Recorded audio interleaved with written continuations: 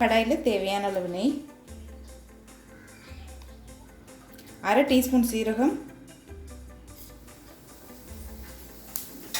1 காஞ்ச மிளகாய், அடுத்தது சின்ன வெங்காயத்தை சேர்த்துக்கலாம், 5 பல் பூண்டு,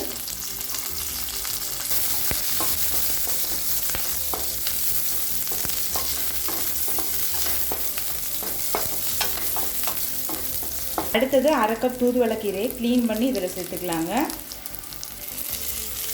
தூதுவளை கீரையில் பார்த்தீங்கன்னா முள் இது மாதிரி அங்கங்கே இருக்கும், நல்லா க்ளீன் பண்ணிவிட்டு சேருங்க.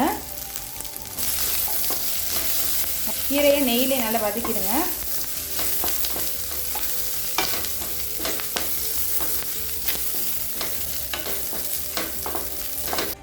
இப்போ இதை நல்லா வதக்கியாச்சுங்க. இது கூடவே தேவையான அளவு தண்ணி சேர்த்துக்கலாம். கொஞ்சமாக உப்பு சேர்த்துக்கலாங்க. இப்போ இது ஒரு 5 நிமிஷம் ஸ்லோலி வச்சிடலாம். இப்போ 5 நிமிஷம் ஆயிடுச்சுங்க, கீரை வெந்துருச்சு. இப்போ இது கூடவே 1/2 டீஸ்பூன் மிளகுத்தூள் சேர்த்துக்கலாங்க.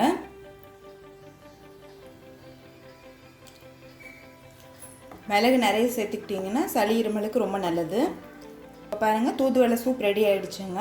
நீங்கள் இப்படியே சூப்பாகவும் எடுத்துக்கலாம். இப்போ அடுத்தது சாதத்தில் போட்டு சாப்பிட்ற மாதிரி நம்ம பார்க்க போகிறோம்.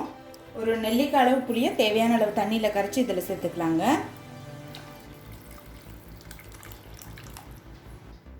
1 டீஸ்பூன் ரசப்பொடி,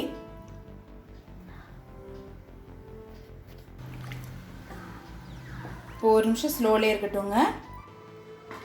இப்போ 1 நிமிஷம் ஆயிடுச்சுங்க. இப்போ கொஞ்சமாக கொத்தமல்லி சேர்த்துக்கலாம், கொஞ்சம் பெருங்காயம்.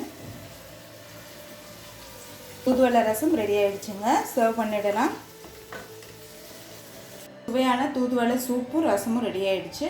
ரெசிபியை ட்ரை பண்ணி பாருங்கள், கண்டிப்பாக உங்களுக்கே பிடிக்கும். ரெசிபி பிடிச்சிருந்ததுன்னா வீடியோவை லைக் பண்ணுங்கள், கமெண்ட் பண்ணுங்கள், ஷேர் பண்ணுங்கள். இது வரைக்கும் அன்னை சமையல் சேனலை சப்ஸ்கிரைப் பண்ணலைன்னா சப்ஸ்கிரைப் பண்ணுங்கள். தேங்க்யூ.